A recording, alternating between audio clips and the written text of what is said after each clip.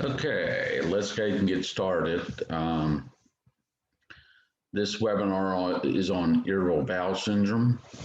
Many conditions um, kind of relate to each other. A lot of your digestive disorders are going to require the same type of support because they're caused by the same types of things. And it's just simply because of the fact that they're different things are expressed differently with different individuals.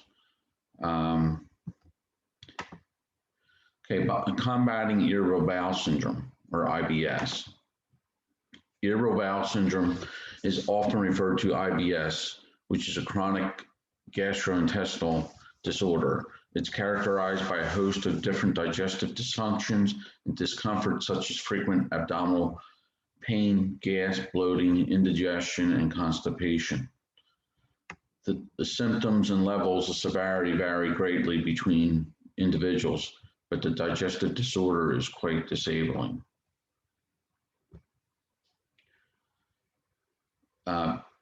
IBS is a functional gastrointestinal disorder because although the GI tract isn't functioning properly, there's no apparent physical damage.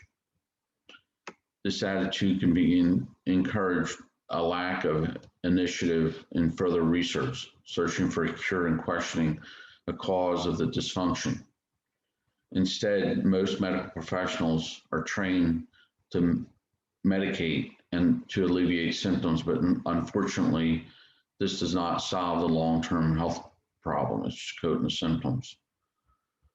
Functional medicine doctors, however, work to discover why. We look more upstream behind the cause of the disease. As IBS collection of different symptoms specific to an individual, the root cause will also likely not be the same for everyone. Ignoring the diversity in the disorder is dangerous because leaving the underlying cause untreated can escalate to more serious conditions such as autoimmune disorders. Functional medicine is revolutionizing healthcare by empowering patients to better understand the imbalances in their bodies, how these imbalances affect their health, and the solutions available to support normal healing mechanisms within their body. It uses conventional medicine practices for acute care while incorporating complementary healthcare approaches for the prevention and treatment of chronic issues. Functional medicine doctors differ from other medical models used today due to its defining principles. Personalized care specific to the individual, the focus on the causes of the discomfort rather than simply the symptoms, a deep-seated trust in the patient's body to self-regulate. Commonplace is discomfort with irritable bowel. Irritable bowel syndrome is one of the most undiagnosed or underdiagnosed conditions in the United States. In fact, these studies have shown that the prevalence of this disease ranges anywhere from 10 to 25% of the adult population. It is unclear the accuracy of these figures. However, due to the stigma and the ignorance around the irritable bowel syndrome diagnosis, some obstacles include people not consulting a physician, patients being written off as experiencing psychosomatic symptoms, the attitude that digestive discomfort is normal.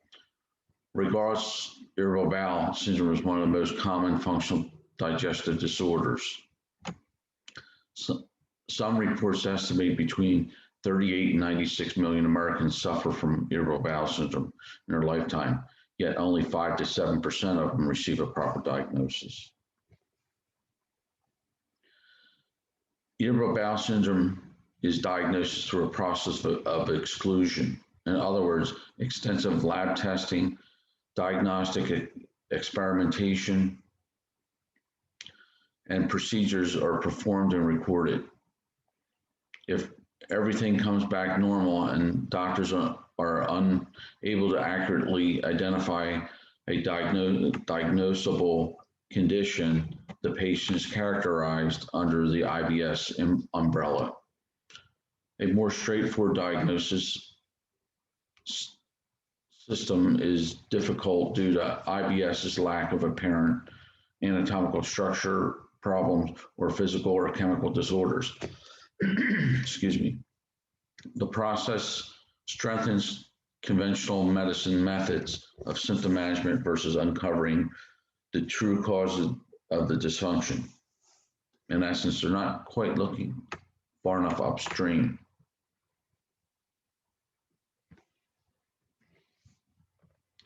Tests and more tests. Some of the diagnostic tests used to identify IBS include medical history, physical exam, comprehensive blood test, stool analysis, sedimentation rate, upper endoscopy, IgG antibody testing, and breath bacterial tests. Common cause of irritable bowel syndrome. Just like everyone else's experience with IBS is highly individualized, so are the initial causes of the onset of the disease. Although IBS is not formally classified as an autoimmune disease, it shares many of the same risk factors, potential causes, and complications of the inflammatory conditions we know today. Some include poor diet, leaky gut, bacterial overgrowth, yeast overgrowth, parasites, food intolerances, antibiotic use, toxin exposure, chronic infections, stress and psychological issues, hormonal issues, and genetics. Up next, we will be discussing some of the causes in greater detail. The gastrointestinal tract is naturally permeable barrier and serves as a barrier to prevent substances from entering the bloodstream, such as undigested food particles, microbes, toxins, and a site for absorption of nutrients. One of the most vital and basic duties of the cells that line the intestinal wall is to regulate the intestinal permeability. However, when these cells become damaged, they begin to break apart and in turn allow particles to travel throughout the body. As this happens, the immune system attacks these substances as they are seen as invaders or pathogens.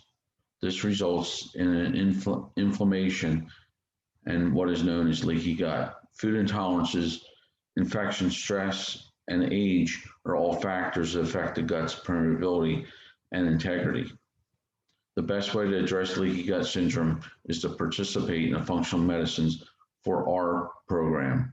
We will be discussing this healing tactic in detail later in this presentation. Studies have reported that approximately 80% of the people with IBS suffer from SIBO. SIBO, or small intestinal bacterial overgrowth, occurs when there are imbalances in the gut bacteria, resulting in overgrowth of the bacteria. This condition is often fueled by a diet heavy in sugar, alcohol, refined carbohydrates, and because many of the strains of bacteria are indicative to SIBO, are indicative to SIBO, feed off of these anti-nutrients, and the use of antibiotics, acid-blocking drugs, and steroids can disrupt the gut flora, creating an attractive environment for bacterial overgrowth. SIBO can be diagnosed by breath test. This test provides information on bacterial activity in your body and the best treatment protocol that would be most effective specifically for you. Treatment of SIBO also includes the 4R program, dietary changes, and if needed, prescription of relevant.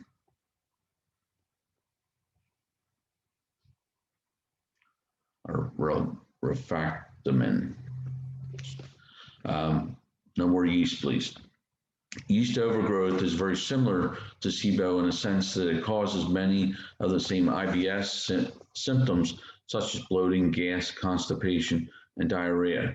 Instead of bacteria, it's yeast or fungi that are overgrown in response to imbalance of the gut flora. The most common form of yeast overgrowth is Candida. Candida is a type of fungus that is naturally present in our mouths and in our intestines to aid in digestion and nutrient absorption. However, in excess, Candida contributes to breaking down of the intestinal wall that is a common characteristic of leaky gut complications. This can lead to a variety of health problems, specifically IBS symptoms. Candida feeds on sugar, which puts most of the American population at risk due to the incredible supply of sugar in our food supply. Yeast levels can be treated by blood, stool, and urine testing. Parasitic danger. Parasites are much more common than most people consider. Contrary to popular belief, you don't need to travel to high-risk areas to be exposed to them. In fact, it's not difficult to contract a parasite by an imported food in our local grocery stores. Since they are usually ingested, the most common issue they contribute to is digestive damage and compromised nutrient absorption. Unfortunately, the healthy bacteria in the gut are not strong enough to defend against the parasite's rate of reproduction. Long story short, parasites can be directly harmful and often need additional care to eradicate their presence and potential danger. Food intolerances, allergies, and sensitivities can also contribute to a significant digestive distress, much like these associated IBS.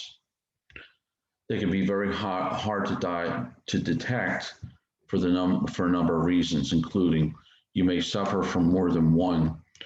Elimination testing takes a significant amount of time. Not everyone reacts same to food sensitivities. Symptoms of food intolerances can easily be misinterpreted. Luckily, there are several ways to test if you're suffering from food allergy or intolerance. Up next, we will be diving into the details of a couple of them. Immunoglobulin G, or IgG, is the most abundant antibody in the human body. It is found in all body fluids and works as a protective mechanism against bacterial and viral infections. Testing levels of antibodies in the blood can be an incredible tool to indicate adverse food reactions. However, these methods of testing may not be available to everyone, which is why we otherwise recommend a comprehensive elimination diet. An elimination diet refers to the process of eliminating foods that may be sabotaging your health to experiment how they make you feel. The elimination takes approximately 3 weeks in order to allow any adverse food reactions to dissipate. Essentially, the goal is to bring your body to a blank slate diet-wise so that we can begin to reintroduce each food group individually. This gives you the opportunity to really recognize how each food makes you feel. The common food offenders as far as IBS and food intolerances and digestive distress include dairy, gluten, soy, corn, eggs, refined sugar, peanuts, red meat, alcohol, caffeine, hydrogenated oils, packaged and processed foods. Don't worry, there are plenty of foods that you can eat during these 3 weeks of elimination. Unless advised otherwise, the following foods are safe and encouraged to consume during the elimination diet: gluten-free grains, rice, quinoa, amaranth, tapioca, buckwheat, teff, Dairy substitutes include almond milk, coconut milk, hemp milk, rice milk, vegetables except corn, whole fruits, fresh, frozen, or were packaged, lean and clean animal protein, wild game, lamb, organic chicken, and fresh fish, nuts and seeds, beans, and most legumes except soybeans and peanuts, high quality oils, which include coconut oil, avocado, and cold pressed olive, herbal teas, sweetener alternatives in moderation, honey, blackstrap, molasses, brown rice syrup, and spices. During the reintroduction phase, it's incredibly important to pay attention to how each food makes you feel. This is done by reintroducing food groups one by one for 48 hours at a time.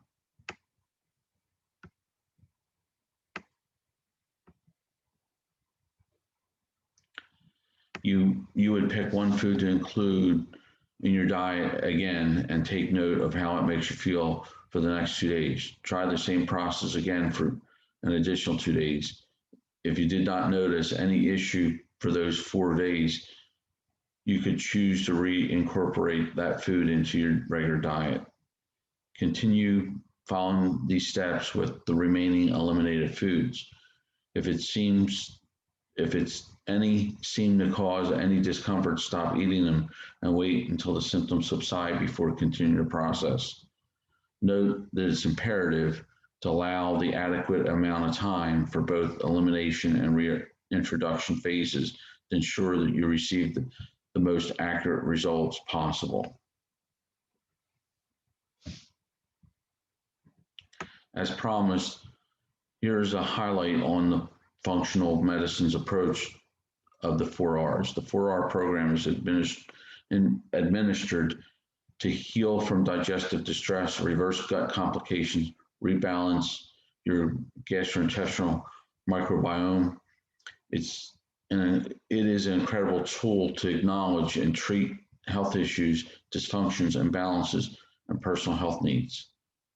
It's done in the following order: remove, eliminate problem foods, toxins, allow low-grade infections and oxidative stress, repair. Begin to reintroduce a clean diet with essential nutrients your body needs. Restore, repopulate your gut with healthy bacteria to restore the proper gut flora balance. Replace digestive enzymes, antioxidants, and immune boosting vitamins to promote sustainable, healthy digestion. We as functional medicine practitioners are trained in this protocol and enthusiastic about making sure your individualized needs are addressed during this process. Probiotics are live bacteria that promote healthy balance of bacterial growth throughout the digestive tract. This can naturally be found in foods like yogurt, kefir, sauerkraut, tempeh, miso, kimchi, and kombucha. Prebiotics are a type of plant fiber and act like a fertilizer of food for probiotic growth. In short, prebiotics are needed for probiotics to thrive within our digestive systems. Prebiotics are found in foods such as artichokes, garlic, onion, asparagus, wheat, apple, and legumes. Digestive enzymes assist in the breakdown of food and aid in nutrient absorption. According to a study published in 1999, taking digestive enzymes after a high-fat meal reduced many of the discomforts people with IBS experience, such as gas, bloating, and uncomfortable fullness. Another study, this one done in 2011, studied irritable bowel patients' reactions to digestive enzymes compared to a placebo group. Those taking the digestive enzymes demonstrated a significant decrease in symptoms, including gas, bloating, and abdominal pain.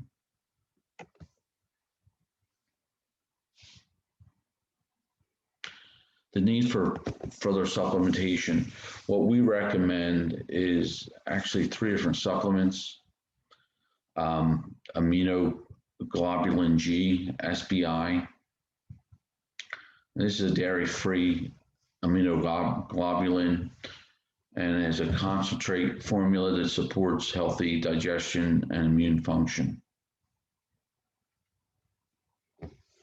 Next thing that we recommend is Saccharomyces boulardii or boulardii. This is a visible yeast that is genetically different from baker's yeast, does not contain milk, and is a true living organism, which is shown to have beneficial effects by improving intestinal microbalance when administered in adequate amounts. Glutarase. Glutarase is digestive support. Gluten represents about 50 to 80% of protein found in wheat, barley, and rye. And due to its rich protein content, may be difficult to digest. Glutarase helps the digestion of proteins and specifically gluten. It supports the health of the digestive tract, in addition to providing specific nutrients shown to help digest and inactive gluten. Glutarase helps support the health and efficacy of the GI tract, or efficiency of the GI tract. It contains a powerful enzyme. Glutarase contains a specialized enzyme preparation called telomerase, which provides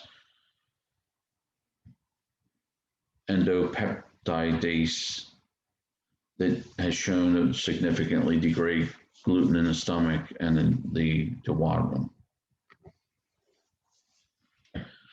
You can order these products by clicking the link on Campus Wellness Centers and Back in Action Physical Therapy products, eStore RX. We will actually be putting together a bundle to make it easy, and I believe we're going to be calling it digestive disorders. The importance of detoxification. The exposure of toxins we experience on a regular basis can build up in our systems, weaken our immune system and digestive functions, and truly deplete our body's ability to heal.